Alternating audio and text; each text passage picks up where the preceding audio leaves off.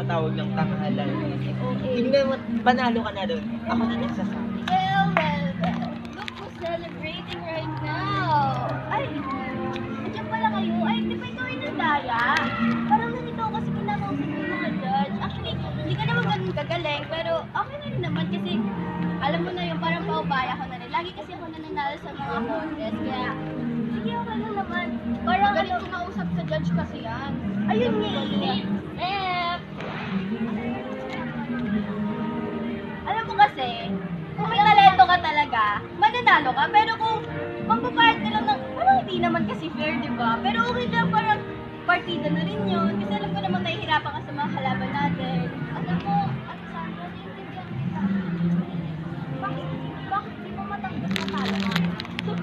Excuse me? Me? Talo? Hello? Natalo lang naman ako kasi pinayaran mo yung mga judge. Wala akong binabayaran. Eh, bakit kausap mo yung mga judge? Malamang.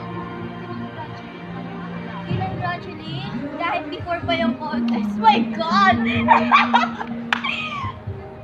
Seriously? I mean, seryoso ka?